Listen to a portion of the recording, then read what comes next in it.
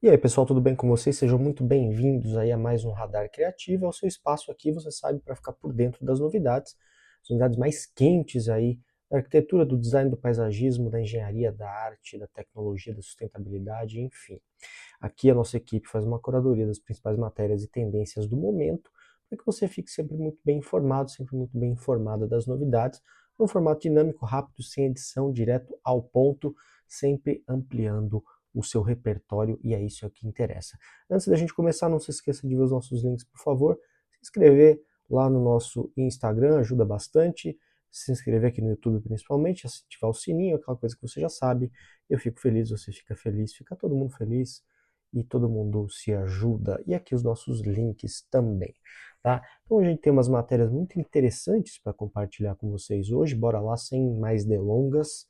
Vamos começar aqui com essa casa de concreto avaliada em 8,5 milhões, que fica no deserto da Califórnia. Eu, particularmente, eu não sou fã desse entorno, eu acho isso aqui um local que eu, particularmente, jamais moraria num lugar assim, eu acho isso tenebroso, né? Eu gosto muito mais de natureza, de planta e tudo mais, então isso para mim aqui, essa pegada desértica, eu não gosto, mas a casa em si eu gosto, tá?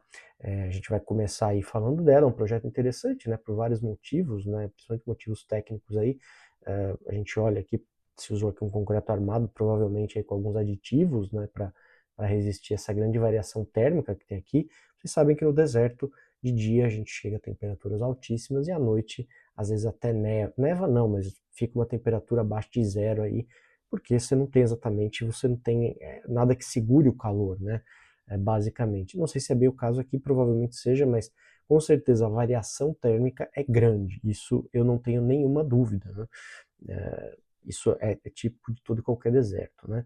Então a gente tem algumas outras questões aqui, né? O uso também de cortina de vidro, né? O vidro low, né? Que pode controlar aí o ganho térmico. A gente vai ver aqui um pouquinho mais do projeto.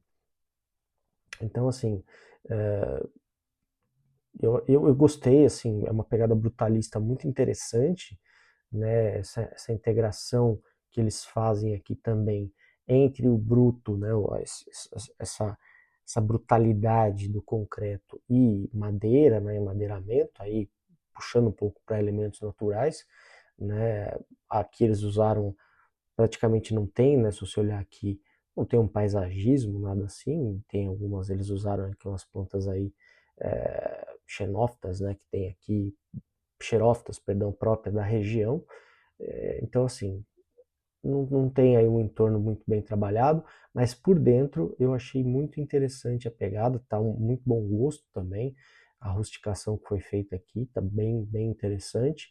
Eu gosto dessa linguagem. Eu sei que não é uma linguagem para todos, né? Eu entendo isso, claro, mas eu particularmente eu gosto desse mix aqui. Isso aqui me lembrou um pouco o que o Tadao Ando faz, né? Aquele arquiteto japonês que eu não vou fazer vídeo dele aqui no canal, que é o meu favorito. Então, assim, tem coisas bem interessantes aqui, tá? Aqui eu já não gostei muito, tá? Isso aqui eu achei um pouco esquisito. Mas, em linhas gerais, é uma casa interessante para quem tem aí 8,5 milhões de reais para pagar na casa, tá à venda. Então pode ser sua. Você quer ir mudar para Califórnia, quer viver ali, é um loft, né?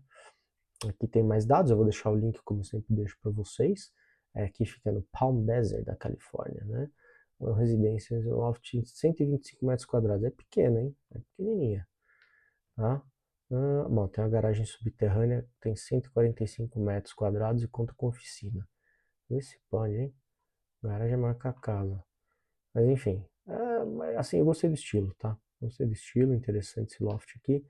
Enfim, a próxima matéria que a gente vai falar agora é basicamente uma homenagem aí a esta que é considerada, talvez, e eu vou explicar o porquê talvez a árvore mais antiga do Brasil. Olha só que interessante, é um exemplar de Jequitibá rosa que está no Parque Estadual Vassununga, pode ter mais de 600 anos, ou seja, ela estava aí antes dos portugueses chegarem, né? Olha que curioso, né? Que quem está dizendo isso é o pesquisador, né, Mário Tomazello Filho, engenheiro agrônomo, como eu também sou, do Departamento de Ciências Florestais do campus de Piracicaba da Exalc. Um abraço para todo mundo da Exalc, A gente brigava muito na época que eu estava na Unesp, mas é uma rivalidade saudável. E aqui, então, fica em Santa Rita do Passa Quatro, no interior de São Paulo. A idade estimada dela é entre 580 e 600 anos, né, usando a técnica aí da dendrocronologia, que faz a contagem por meio das medições dos anéis. Né? Eu não sei, por exemplo, claro que isso nós estamos falando de algo que a gente tem mais acesso, provavelmente se a gente for ali para a Amazônia, talvez a gente tenha árvores mais antigas, tá? Não estou aqui cravando, mas eu acredito que sim. E aqui, o Jequitibás, né, para quem não sabe, aqui ele está, que até fala, ele está entre as árvores mais altas que existem na flora brasileira, podendo chegar a 50 ou 60 metros, que ultrapassa um prédio de 15 andares. É impressionante realmente o tamanho dessa árvore. Né? Então, aí eu digo, muito cuidado onde você propõe plantar uma árvore dessa. Tá? Não é qualquer local, não é qualquer casa de cliente que você pode colocar uma planta que fica nesse porte. Claro que a gente sabe que no ambiente urbano, ali no ambiente residencial, dificilmente vai chegar nisso, mas né, há de se tomar certos cuidados quando a gente faz certas escolhas, sobretudo tratando-se da casa dos clientes. E agora, para a gente fechar aí as matérias de hoje, né, muito interessante, a gente tem isso aqui que eu achei sensacional, que é um joystick para os pés. O que você está falando? Como assim um joystick para os pés? Exatamente. Isso aqui a gente pode dizer que é um controle de videogame, não é bem controle de videogame, mas é um controle para a realidade virtual para os pés. Então, para que você possa andar, né, e não precise andar controlando nos dedos ali, para quem já usou realidade virtual, já usei bastante, você precisa ali realmente fazer o controle como se fosse um joystick de videogame. Eles lançaram agora essas sandálias, né, aqui tá falando sandálias like, né, como se fossem sandálias mesmo, né, que elas fazem esse papel, ou seja, elas fazem o papel de ter esses sensores aqui, né, que projetam o seu caminhar, aquilo que você está fazendo, para um dispositivo de realidade virtual. Isso eu achei bem interessante, né?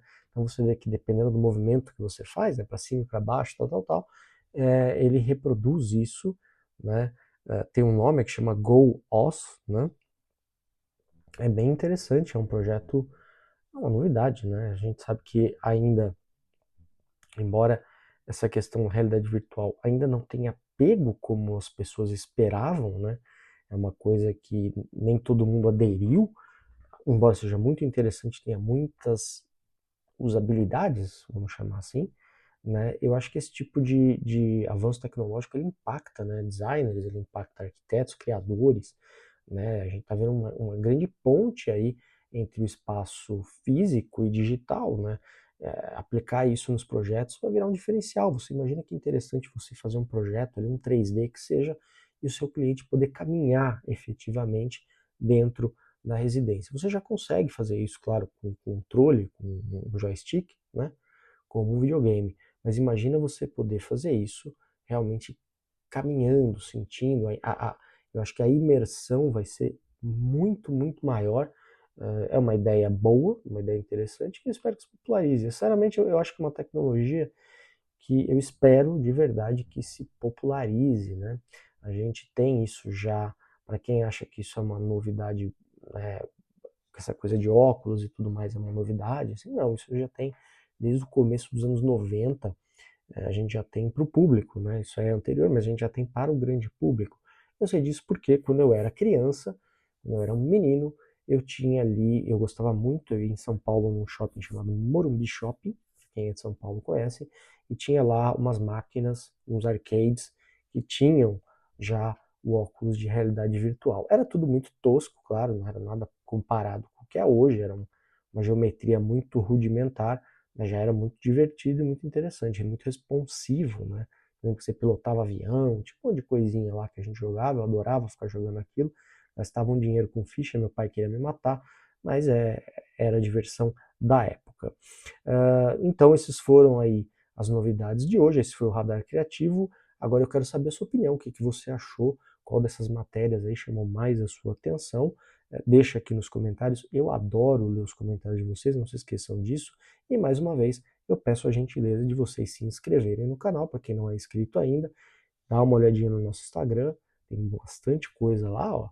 Tem bastante coisa, bastidor, tem meus projetos, tem o meu portfólio ali. E não se esqueça, claro, você que quer turbinar a sua carreira, nós temos aqui diversos cursos, desde desenho à mão, paisagismo, digital, enfim, um monte de coisa boa, um monte de book bom que vai te ajudar. Então não se esqueça de nos prestigiar, certo? Então, até o próximo e muito obrigado.